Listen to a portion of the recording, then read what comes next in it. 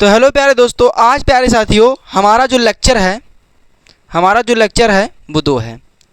इसके पहले हमने एक लेक्चर कर लिया है। यदि आपने वो पहला लेक्चर नहीं देखा है तो जाकर के प्लेलिस्ट में लेक्चर 1 को देख लीजिए। तो दोस्तों आज हम देखेंगे रासायनिक अभिक्रिया के प्रकार। रासायनिक अभिक्रिया के कितने प्रकार होते हैं। दोस्तों हमारा जो पहला प्रकार है वो क्या है, हमारा पहला प्रकार है संयोजन अभिक्रिया। दोस्तों ये संयोजन के नाम से ही पता चल रहा है क्या, संयोग, यानी किसी दो चीज़ों का क्या हो रहा है, योग हो रहा है। तो दोस्तों अभी इसको हम पढ़ेंगे।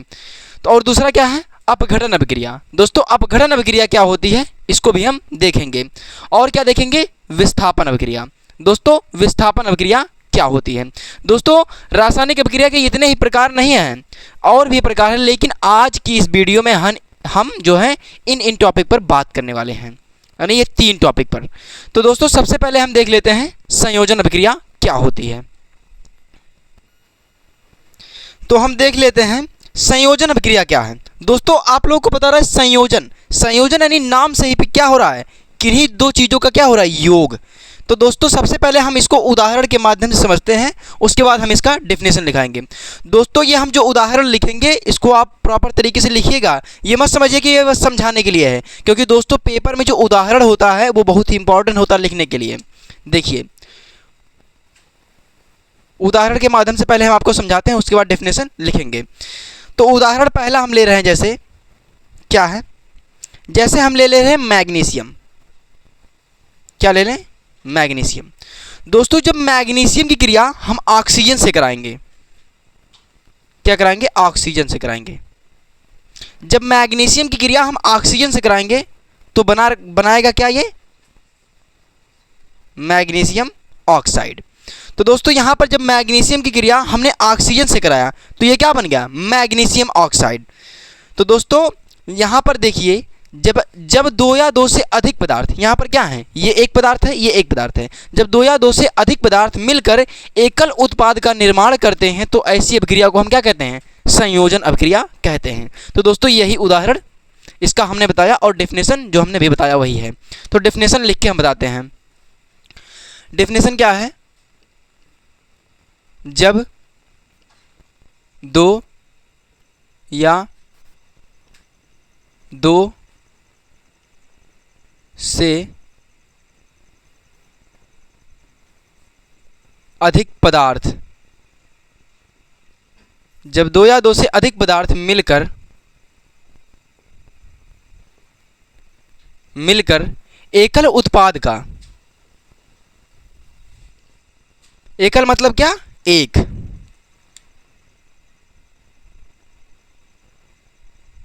एकल उत्पाद का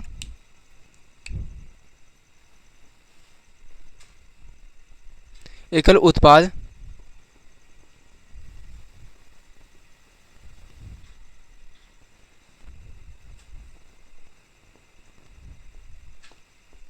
निर्माण करते हैं। यानी जब 2 या 2 से अधिक पदार्थ मिलें और मिलकर एक नया पदार्थ का निर्माण करते हैं तो ऐसी अभिक्रिया, तो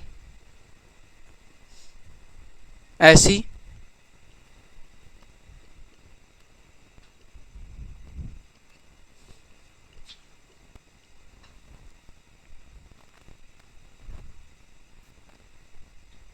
अभिक्रिया को क्या कहते हैं, संयोजन अभिक्रिया कहते हैं। संयोजन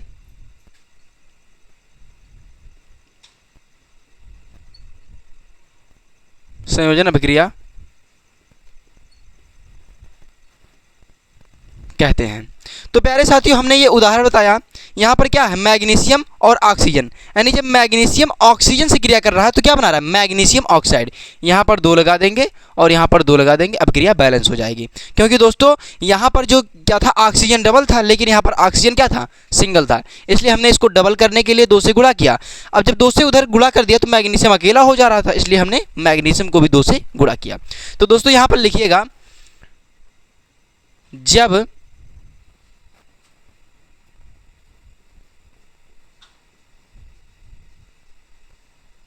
मैग्नीशियम की क्रिया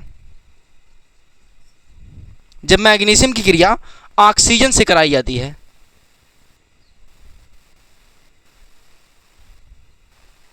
जब मैग्नीशियम की क्रिया ऑक्सीजन से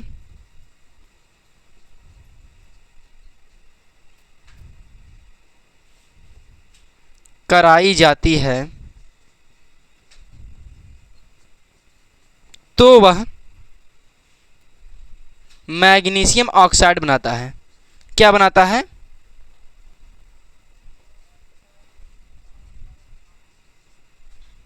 मैग्नीशियम ऑक्साइड बनाता है। तो दोस्तों ये क्या है? जब मैग्नीशियम की क्रिया हम ऑक्सीजन से कराएंगे तो ये क्या बनाएगा? Magnesium oxide. ये तो हो गया दोस्तों उदाहरण जो पहला हो गया। अब हम देख लेते हैं उदाहरण दोस्तों दूसरा। उदाहरण दूसरा क्या है? दूसरा जैसे हम ले रहे हैं, जैसे हम ले लें कार्बन मोनोऑक्साइड। क्या ले लें? Carbon monoxide. दोस्तों देखिए, जब हमने कार्बन मोनोऑक्साइड की क्रिया किससे कराया? क्लोरीन से कराया। किससे कराया? क्लोरीन से। जब कार्बन मोनोऑक्साइड की क्रिया हमने क्लोरीन से करा दिया तो क्या बना? क्या बनेगा? COCl2। यानी ये क्या बन गया? Carbonyl chloride. यानी जब कार्बन मोनोऑक्साइड की क्रिया क्लोरीन से कराएं तो क्या बना? देखिए यहाँ पर CO, अगर दोस्तों यही O थोड़ा छोटा होता तो ये क्या हो जाता? ऑक्सीजन। लेकिन यहाँ पर दोस्तों जब O को हमने इसके बराबर लिख दिया तो ये क्या हो गया? Carbon monoxide. यानी दोस्तों यहाँ पर जब कार्बन मोनोऑक्साइड क्लोरीन से क्रिया करा तो क्या बनाया? कार्बोनिल क्लोराइड बना। तो दोस्तों वही नीचे लिख देंगे हम, इसके ऊपर लिख दे रहे हैं कार्बन मोनोऑक्साइड। कार्बन मोनो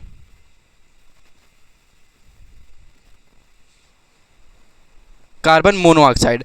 और ये बन रहा क्या है? Carbonyl chloride. Carbonyl chloride. इसको दोस्तों ये क्या होती है? फास्जीन। ये गैस होती है जो कि बहुत विषैली होती है। तो दोस्तों यहाँ पर क्या है? जब कार्बन मोनोऑक्साइड की क्रिया हमने क्लोरीन से कराया तो क्या बना? कार्बोनिल क्लोराइड बना। वही इसके नीचे हम लिख देंगे। क्या लिखेंगे? जब कार्बन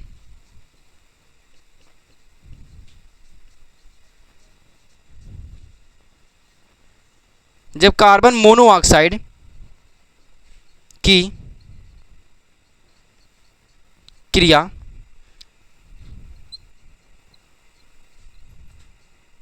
क्लोरीन से, जब कार्बन मोनोऑक्साइड की क्रिया जो होती है क्लोरीन से कराने पर क्या है? कराने पर यह क्या बनाता है? यह कार्बोनिल क्लोराइड बनाता है। यह कार्बोनिल, यह क्या है? कार्बोनिल क्लोराइड बनाता है। तो दोस्तों हमने क्या देखा? संयोजन अभिक्रिया। देखिए फिर से एक बार बता दे रहे हैं, संयोजन अभिक्रिया क्या है? जब दो या दो से अधिक पदार्थ मिलकर, यानी दो या दो से अधिक पदार्थ, ये दो पदार्थ हैं, ये दोस्तों क्या है? मैग्नीशियम और ऑक्सीजन। यानी जब दो या दो से अधिक पदार्थ मिलकर एकल उत्पाद, ये क्या है? एकल उत्पाद का निर्माण कर दे तो ऐसी अभिक्रिया को प्यारे साथियों हम क्या कहते हैं? संयोजन अभिक्रिया कहते हैं। इसका हमने दो उदाहरण पहला देखा, जब मैग्नीशियम को ऑक्सीजन से क्रिया कराया तो क्या बना? मैग्नीशियम ऑक्साइड बना। यानी और जब दूसरा हमने कार्बन मोनोऑक्साइड की क्रिया किससे कराया? क्लोरीन से कराया, तो यह क्या बनाया? कार्बोनिल क्लोराइड बनाया। तो दोस्तों आई होप कि आपको संयोजन अभिक्रिया समझ में आ गई होगी। अब हम दोस्तों देखते हैं अगला। तो प्यारे साथियों अब हम देख लेते हैं अपघटन अभिक्रिया। अपघटन अभिक्रिया क्या होती है? प्यारे साथियों जो अपघटन अभिक्रिया है इसमें तीन टॉपिक हैं, मेन टॉपिक प्यारे साथियों तीन टॉपिक हैं। तो सबसे पहले हम अपघटन अभिक्रिया का डेफिनेशन लिखेंगे, उसके बाद हम उदाहरण के माध्यम से उन तीन टॉपिकों को आपको बताएंगे। तो अपघटन अभिक्रिया क्या है? क्या है अपघटन अभिक्रिया? जब कोई एक पदार्थ, प्यारे साथियों क्या है? जब कोई एक पदार्थ है और वह किसी बाहरी प्रभाव के कारण टूट कर, तो लिख के दोस्तों आप लोगों को बताते हैं एकदम बहुत अच्छी तरीके से। क्या है? जब जब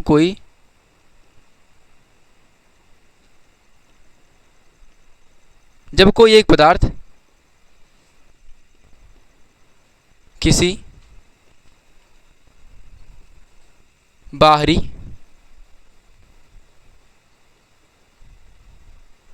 प्रभाव के कारण, जब कोई एक पदार्थ किसी बाहरी प्रभाव के कारण टूटकर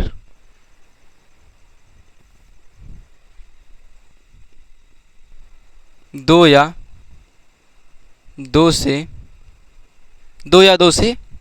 अधिक पदार्थों का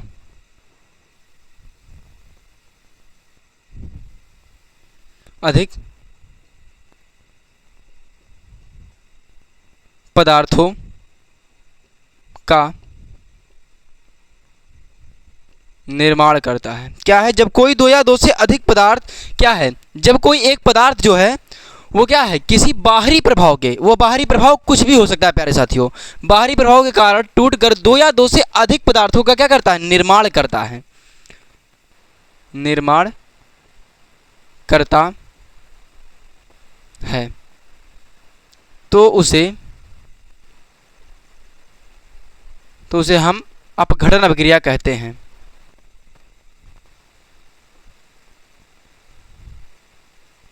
अपघटन अभिक्रिया कहते हैं।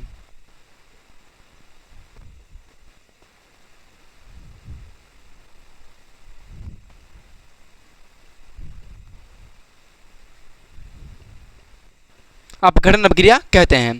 तो दोस्तों ये जो अपघटन अभिक्रिया है यह तीन चीजों से होती है, प्रकाश, विद्युत और ऊष्मा। तो प्यारे साथियों क्या है, यह अभिक्रिया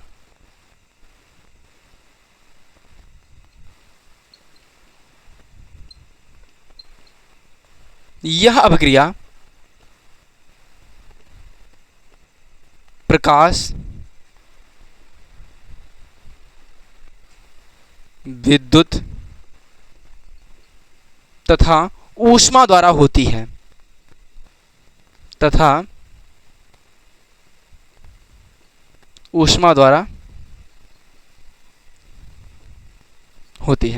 तो प्यारे साथियों अपघटन अभिक्रिया में क्या है, जब कोई एक पदार्थ जो है वो किसी बाहरी प्रभाव प्यारे साथियों हमने बताया कि कुछ भी हो सकता है, बाहरी प्रभाव के कारण टूटकर दो या दो से अधिक पदार्थों का क्या करता है, निर्माण करता है, तो उसे हम क्या कहते हैं, तो उसे हम अपघटन अभिक्रिया कहते हैं। ये जो अभिक्रिया है प्यारे साथियों यह प्रकाश, विद्युत तथा ऊष्मा द्वारा हो सकती है।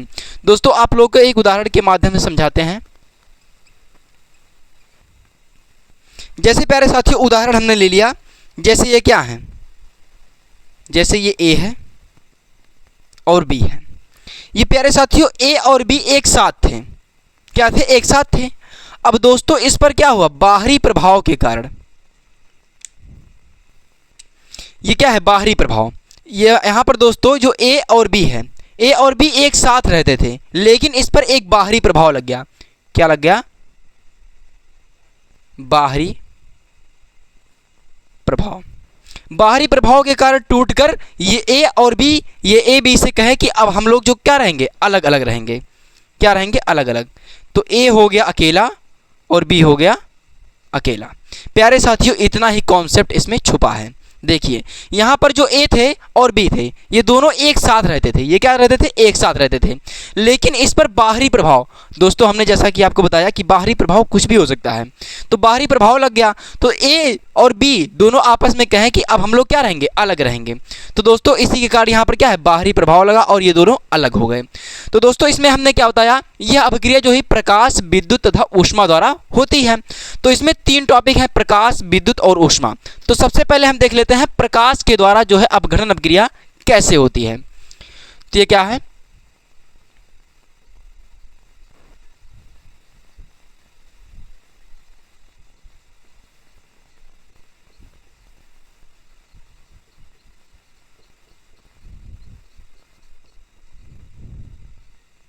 ये प्रकाशीय अपघटन अभिक्रिया क्या होती है।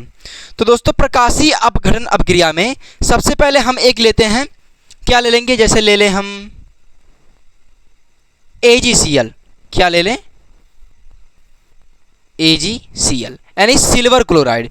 तो प्यारे साथियों, जब सिल्वर क्लोराइड को अगर हम क्या दे दें, अगर कहीं से सिल्वर क्लोराइड को प्यारे साथियों अगर कहीं से इसको प्रकाश मिल गया, क्या मिल गया, प्रकाश मिल गया, तो जो सिल्वर है वो अलग हो जाएगा और क्लोरीन जो है वो अलग हो जाएगा।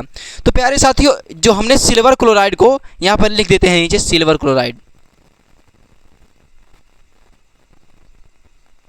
Silver chloride. तो दोस्तों सिल्वर क्लोराइड को अगर कहीं से क्या मिल गया, प्रकाश मिल जाए, क्या मिल जाए, प्रकाश। तो दोस्तों ये सूर्य के प्रकाश की उपस्थिति में जो सिल्वर होगा वो टूटकर क्या हो जाएगा, अलग हो जाएगा और क्लोरीन जो है वो अलग हो जाएगा। तो दोस्तों यहाँ पर देखिए, यहाँ पर जो सिल्वर है वो हो गया अलग, यानी जो Ag हैं वो अलग हो गए हैं और Cl जो हैं वो अलग हो गए। अब दोस्तों यहाँ पर जो Cl है वो अकेला तो रहेगा नहीं, क्योंकि यह गैस है, इसलिए यहाँ पर 2 लगेगा। अब दोस्तों यहाँ पर जब क्लोरीन 2 हो गया, लेकिन यहाँ पर क्लोरीन है अकेला, अब क्लोरीन गुस्सा हो गया, कह रहा हमको भी 2 करो, तो यहाँ पर हम क्या कर देंगे, 2 से गुणा करनी पड़ेगी। लेकिन जब जैसे ही हमने वहाँ पर 2 से गुणा किया, यहाँ पर Ag गुस्सा हो गया, कह रहा हम तो यहाँ पर हो जा रहे हैं 2, लेकिन यहाँ पर हम हैं अकेले, इसलिए हमको भी 2 करो, तो यहाँ पर भी हम क्या कर देंगे, 2 से गुणा कर देंगे। तो प्यारे साथियों, आपको अपघटन अभिक्रिया में ये प्रकाशीय अपघटन अभिक्रिया आपको समझ में आया होगा। तो क्या है यहाँ पर देखिए प्यारे साथियों, एक बार फिर से देख लीजिए, जब सिल्वर क्लोराइड को अगर कहीं से प्रकाश मिल गया तो ये क्या करेगा, सिल्वर क्लोराइड को अगर प्रकाश मिल गया तो ये क्या हो जाएगा, सिल्वर हो जाएगा अलग और क्लोरीन हो जाएगा अलग। यहाँ पर अपक्रिया बैलेंस नहीं थी दोस्तों, अपक्रिया को बैलेंस करना बहुत ही ज़रूरी है दोस्तों। हम आप लोग के लिए एक वीडियो अलग से ले आएंगे जिसमें अपक्रियाओं को बैलेंस करना सिखा देंगे। फिलहाल यहाँ पर हम दोस्तों वैसे आपको बता रहे हैं, समझते जाइए। यहाँ पर क्या होगा, यहाँ पर जो क्लोरीन था वो दो होगा ही, क्योंकि यहाँ पर क्लोरीन गैस है। अब यहाँ पर क्लोरीन 2 था, यहाँ पर क्लोरीन अकेला था, इसलिए हमको 2 से वहाँ पर गुणा करनी पड़ी। और यहाँ पर दोस्तों जो Ag है यहाँ पर भी हो गया 2, तो यहाँ पर क्योंकि यहाँ पर 2 से गुणा किए थे, तो दोस्तों यहाँ पर भी हमको 2 से गुणा करनी पड़ी। तो दोस्तों आपको प्रकाशीय अपघटन अभिक्रिया समझ में आ गई होगी। अब हम दोस्तों देखते हैं विद्युत अपघटन अभिक्रिया। तो दोस्तों विद्युत अपघटन अभिक्रिया देखने से पहले दोस्तों एक हम क्वेश्चन देख लेते हैं जो कि हमारे पेपर में बार बार प्यारे साथियों पूछा जाता है। तो दोस्तों क्या है, सिल्वर क्लोराइड को जब हमने जो अभी देखा AgCl, सिल्वर क्लोराइड को काले रंग की बोतल में क्यों रखा जाता है। प्यारे साथियों जो सिल्वर होता है, ये देख लीजिए क्या है, सिल्वर क्लोराइड यानी AgCl। AgCl को प्यारे साथियों काले रंग की बोतल में क्यों रखते हैं। दोस्तों एक बात जानिए, जो सिल्वर क्लोराइड होता है वो सूर्य के प्रकाश की उपस्थिति में अभिक्रिया बहुत तेज़ी से करता है प्यारे साथियों, इसलिए जब इसको काले रंग की बोतल में हम रख देंगे, क्या रख देंगे, काले रंग की बोतल में जब रख देंगे प्यारे साथियों, ये काला रहेगा जब, तो ये प्रकाश होगा प्यारे साथियों इसके अंदर नहीं घुस पाएगा। ये क्या होगा, प्रकाश जो होगा प्यारे साथियों इसके अंदर नहीं घुस पाएगा, जिसके कारण प्यारे साथियों ये अभिक्रिया नहीं कर पाएगा। इसीलिए प्यारे साथियों सिल्वर क्लोराइड को काले रंग की बोतल में रखा जाता है। तो दोस्तों यहाँ से आपका कॉन्सेप्ट एक क्लियर हो गया कि सिल्वर क्लोराइड को काले रंग की बोतल में क्यों रखा जाता है। दोस्तों ये जो प्रश्न है वो इम्पॉर्टेंट है, इसका उत्तर लिखिएगा। इसका उत्तर क्या है, सिल्वर क्लोराइड को, सिल्वर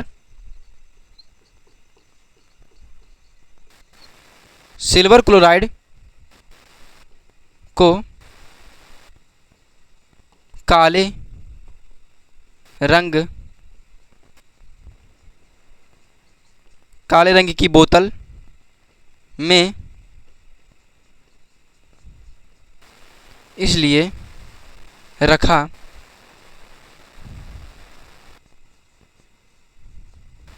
रंग की बोतल में इसलिए रखा जाता है ताकि यह प्रकाश की उपस्थिति में, ताकि यह प्रकाश की उपस्थिति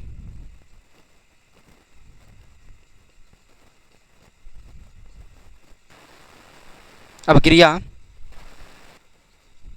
ना कर सके। प्यारे साथियों सिल्वर क्लोराइड को काले रंग की बोतल में इसीलिए रखा जाता है ताकि वह प्रकाश की उपस्थिति में अभिक्रिया ना कर सके। तो दोस्तों अब हम देख लेते हैं इसके बाद विद्युत अपघटन अपक्रिया। तो दोस्तों अब हम देख लेते हैं विद्युत अपघटन अपक्रिया किसे कहते हैं। देखिएगा, विद्युत अपघटन अपक्रिया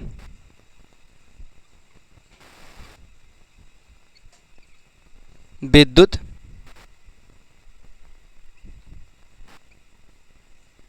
अपघटन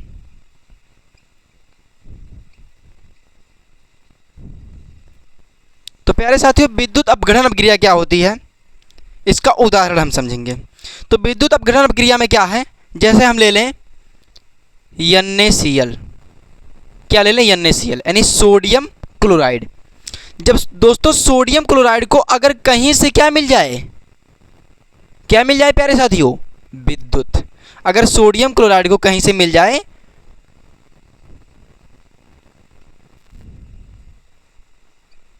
विद्युत, दोस्तों अगर सोडियम क्लोराइड को हम विद्युत दे देंगे तो सोडियम क्या हो जाएगा, अलग, और क्लोरीन क्या हो जाएगा, अलग। तो प्यारे साथियों हम क्या करेंगे, इस सोडियम को कर देंगे अलग और क्लोरीन को कर देंगे अलग। अब दोस्तों यहाँ पर फिर एक दिक्कत आई, अब क्रिया को बैलेंस करना। देखिए यहाँ पर जो क्लोरीन है वो 2 हो जा रहा है और यहाँ पर हमें 2 से गुणा करनी पड़ेगी क्योंकि यहाँ पर क्लोरीन है अकेला। और इसके लिए दोस्तों हमें क्या करना पड़ेगा, यहाँ पर सोडियम जो हो जा रहा है वो 2 हो जा रहा है और सोडियम यहाँ पर क्या हो जा रहा है, अकेला हो जा रहा है। इसलिए हमें प्यारे साथियों क्या करनी पड़ेगी, यहाँ पर भी हमें 2 से गुणा करनी पड़ेगी। इसका नाम लिख दीजिए, ये क्या है, सोडियम क्लोराइड।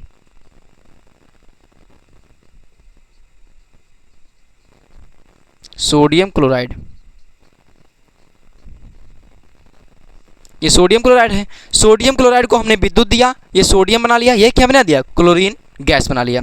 तो दोस्तों ये हो गया विद्युत अपघटन अपक्रिया। अब हम देखते हैं क्या देखेंगे, ऊष्मीय अपघटन अपक्रिया। यहां पर लिख लीजिएगा, क्या देखेंगे, ऊष्मीय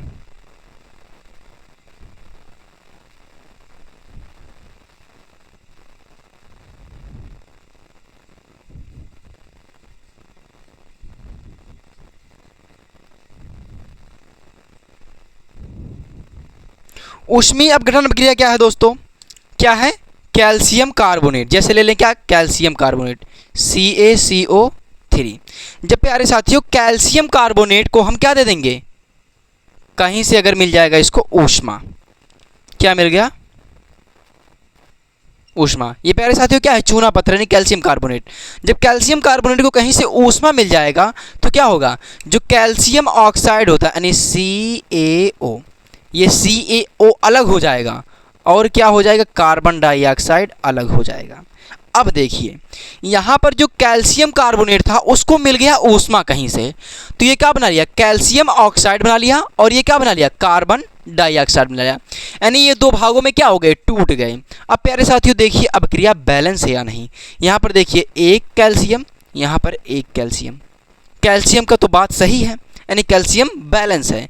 यहाँ पर कार्बन देखिए, कार्बन कितना है, अकेला, और ये कार्बन अकेला, यानी कार्बन का भी काम खत्म। लेकिन ऑक्सीजन बचा है, तो ऑक्सीजन को क्या करेंगे, यहाँ पर प्यारे साथियों ऑक्सीजन है 1, या 1 ऑक्सीजन हो गया और यहाँ पर कितना है ऑक्सीजन 2, यानी 2 और 1 कितना हो गया, 3 ऑक्सीजन उधर है और इधर भी प्यारे साथियों हमें 3 ऑक्सीजन मिला है। यानी ये जो अभिक्रिया है प्यारे साथियों वो क्या है, बैलेंस है। तो दोस्तों एक बार फिर से देख लीजिएगा कि ऊष्मीय अपघटन अभिक्रिया क्या होगी। देखिए यहाँ पर हमने कैल्शियम कार्बोनेट को लिया, कैल्शियम कार्बोनेट को प्यारे साथियों हमने कहीं से दे दिया ऊष्मा, क्या दे दिया, ऊष्मा। और जैसे ही हमने इसको ऊष्मा दिया ये क्या बना लिया, कैल्शियम ऑक्साइड बना लिया और क्या बना लिया, कार्बन डाइऑक्साइड बना लिया। तो दोस्तों एक बार परिभाषा फिर से देख लीजिएगा, अपघटन अभिक्रिया, जब कोई एक पदार्थ किसी बाहरी प्रभाव के कारण टूटकर, जब कोई एक पदार्थ है और क्या है, बाहरी प्रभाव के कारण टूटकर 2 या 2 से अधिक पदार्थों का प्यारे साथियों क्या करता है, निर्माण करता है, तो उसे हम क्या कहते हैं, तो उसे हम अपघटन अभिक्रिया कहते हैं। यह अभिक्रिया प्यारे साथियों प्रकाश, विद्युत तथा ऊष्मा द्वारा होती है। हमने प्रकाशीय अपघटन अभिक्रिया पहले से समझाया, सिल्वर क्लोराइड, यह है विद्युत अपघटन अभिक्रिया, यह है ऊष्मीय अपघटन अभिक्रिया। तो प्यारे साथियों अब हम देखते हैं अगला टॉपिक। तो दोस्तों अब हम देख लेते हैं विस्थापन अभिक्रिया। विस्थापन अभिक्रिया प्यारे साथियों किसे कहते हैं, विस्थापन अपक्रिया क्या है? जब कोई अधिक क्रियाशील तत्व यानी जो क्या है वो सक्रियता श्रेणी में प्यारे साथियों ऊपर आता है, यानी उसकी क्रियाशीलता क्या होती है? अधिक होती है। जब अधिक क्रियाशील तत्व प्यारे साथियों किसी कम क्रियाशील, जो कम क्रियाशील होता है, उसके लवण के विलयन से प्यारे साथियों क्या कर देता है? अलग कर देता है। तो ऐसी अपक्रिया को हम क्या कहते हैं? विस्थापन अपक्रिया कहते हैं। तो दोस्तों सबसे पहले इसका डेफिनेशन लिख लें। क्या है? जब अधिक क्रियाशील तत्व, जब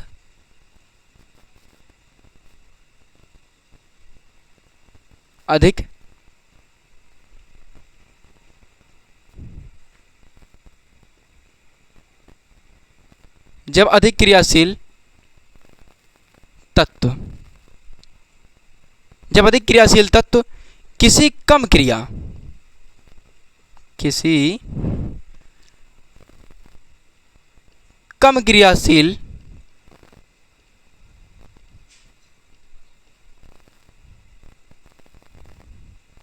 क्रियाशील तत्व को उसके लवण के विलयन से, उसके लवण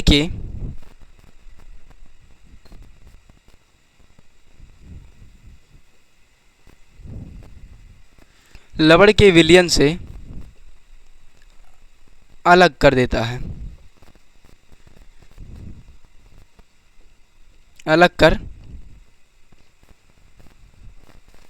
देता है, द्विविस्थापन अपक्रिया विस्थापन अपक्रिया कहलाती है। द्विविस्थापन प्यारे साथियों इसका बाद वाला है। क्या है? तो जब अधिक क्रियाशील तत्व, क्या है? जब अधिक क्रियाशील तत्व किसी कम क्रियाशील तत्व को उसके लवण के विलयन से क्या कर देता है? अलग कर देता है। तो उसे हम क्या कहते हैं? विस्थापन अपक्रिया कहते हैं। तो क्या होगा? विस्थापन अपक्रिया कहलाती है।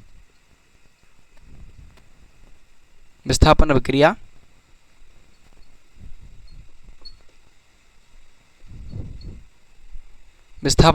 कहलाती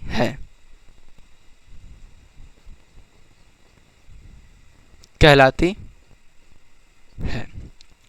तो दोस्तों ये हो गया विस्थापन अपक्रिया का परिभाषा। लेकिन इसका दोस्तों उदाहरण लिखना बहुत जरूरी है।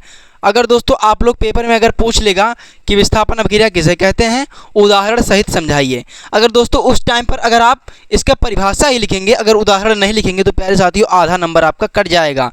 अगर ये 2 नंबर का होगा तो 2 प्यारे साथियों आपको 1 ही नंबर मिलेगा। इसलिए उदाहरण लिखना प्यारे साथियों क्या है? बहुत ज़रूरी है। तो जैसे दोस्तों उदाहरण हम एक ले रहे हैं, जैसे क्या है? A plus BC। ये क्या है? A plus BC। तो दोस्तों जो A है और प्लस में BC है, तो दोस्तों A जो होगा वो किसके साथ चला जाएगा? C के साथ। क्योंकि दोस्तों जो C है वो किसके बाद आता है? B के बाद आता है। तो C दोस्तों किसके साथ जाएगा? A के साथ। तो C किसके साथ चला गया? A के साथ। AC बना लिया। और प्यारे साथियों B क्या हो गया? अकेला हो गया। दोस्तों आपको इससे कुछ कम समझ में आया होगा, लेकिन प्यारे साथियों इसके बाद फिर से एक बार देख लीजिए। क्या है? जो A है वो क्या होगा? ये B है यानी BC है। जो A और प्लस BC, यहाँ पर जो C है वो किसके साथ चला गया? A के साथ। और B क्या हो गया? अकेला। इसलिए यहाँ पर कहा गया है जब अधिक क्रियाशील तत्व किसी कम क्रियाशील तत्व को उसके लवण के विलयन से क्या कर देता है? अलग कर देता है। तो दोस्तों एक बार हम लेकर विज्ञान में उदाहरण देखते हैं। क्या है? जैसे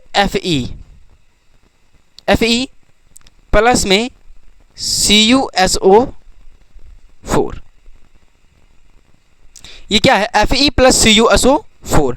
जब प्यारे साथी जो Fe है वो क्या है? Cu से अधिक क्रियाशील है, यानी कॉपर से अधिक क्रियाशील है कौन? लोहा। इसलिए प्यारे साथियों जो लोहा होगा वो कॉपर सल्फेट को उसके लवण के विलयन से अलग कर देगा और क्या बनाएगा? फेरम सल्फेट बना लेगा। और कॉपर प्यारे साथियों क्या हो जाएगा? अकेला हो जाएगा। तो देखिए यहाँ पर क्या बना लेगा? FeSO4 बना लेगा प्लस Cu बना लेगा। क्या बना लेगा? Cu। यहाँ पर क्या है? जो Fe है वो Cu से क्या है? अधिक क्रियाशील है। इसलिए जो कॉपर सल्फेट है उसके लवण के विलयन से जो Fe है वो क्या कर देगा? अलग कर देगा। और क्या बना लेगा? FeSO4 बना लेगा प्लस में Cu बना लेगा। तो दोस्तों इसको प्रॉपर तरीके से लिखिए। ये क्या है? इसका नाम हम प्यारे साथियों लिख देते हैं। यह है कॉपर सल्फेट। ये क्या है? कॉपर कॉपर सल्फेट, ये क्या है, फेरम सल्फेट।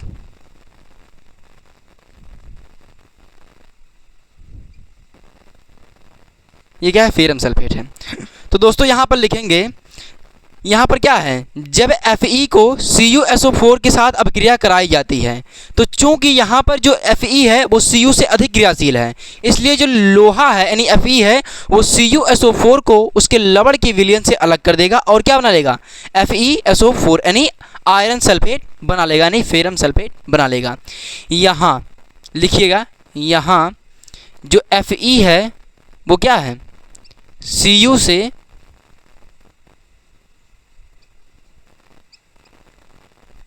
अधिक क्रियाशील है। यहाँ जो Fe है वो Cu से क्या है, अधिक क्रियाशील है।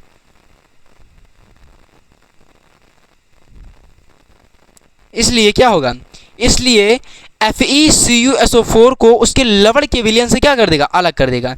इसलिए जो Fe है वो CuSO4 को उसके लवण के विलयन से क्या कर देगा, अलग कर देगा।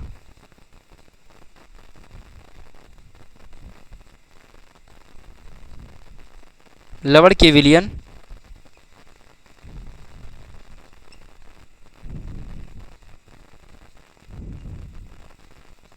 अलग कर देगा और क्या बना लेगा, अलग कर देगा और FeSO4 बना लेगा तथा FeSO4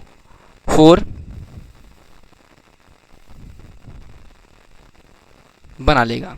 चूंकि यहाँ पर प्यारे साथियों Fe जो था वो Cu से अधिक क्रियाशील था, इसलिए जो Fe है वो कॉपर सल्फेट को अलग कर दिया और क्या बना लिया, ये जो SO4 है वो क्या चला गया, Fe के साथ चला गया और जो कॉपर है वो अकेला चला गया। तो दोस्तों आपको विस्थापन अपक्रिया समझ में आई होगी, एक बार फिर से इसको रिवाइज करा देते हैं। देखिए विस्थापन अपक्रिया किसे कहते हैं, जब अधिक क्रियाशील तत्व जो है, जब अधिक क्रियाशील प्यारे साथियों तत्व किसी कम क्रियाशील तत्व को उसके लवण के विलयन से क्या कर देता है, अलग कर देता है, तो उसे क्या कहते हैं, विस्थापन अपक्रिया कहलाती है। यहाँ पर प्यारे साथियों हमने A में और प्लस B से लिया, तो यहाँ पर A किसके साथ चला गया, A C के साथ चला गया और जो B है वो प्यारे साथियों अकेला छोड़ गया। और इसके बाद हमने क्या देखा, जो फेरम यानी लोहा जो है वो क्या है, कॉपर सल्फेट के साथ अपक्रिया करेगा। लेकिन प्यारे साथियों यहाँ पर जो Fe है वो Cu से अधिक क्रियाशील है, इसलिए जो लोहा है वो कॉपर सल्फेट को उसके लवण के विलयन से अलग कर देगा। यहाँ पर क्या बना लेगा, FeSO4 बना लेगा और Cu अकेला चला जाएगा। यहाँ पर हमने लिखा है जो यहाँ Fe Cu से क्या है, अधिक क्रियाशील है, इसलिए जो Fe है वो CuSO4 को उसके लवण के विलयन से क्या कर देगा, अलग कर देगा तथा FeSO4 बना लेगा। तो आई होप कि आपको दोस्तों आज की क्लास बेहतरीन समझ में आई होगी। यदि प्यारे साथियों हमारी क्लास में कोई भी डाउट्स हो, जितना हमने आज पढ़ाया प्यारे साथियों, अगर उसमें कोई भी डाउट्स हो तो अपना डाउट कमेंट बॉक्स में लिख सकते हैं। तो दोस्तों आज के लिए इतना ही। अगर वीडियो अच्छा लगा हो तो लाइक सब्सक्राइब कमेंट जरूर कीजिए। अगर दोस्तों आप अपना चाहें तो अपने दोस्तों के साथ इस वीडियो को जरूर शेयर कीजिएगा प्यारे साथियों। Thank you.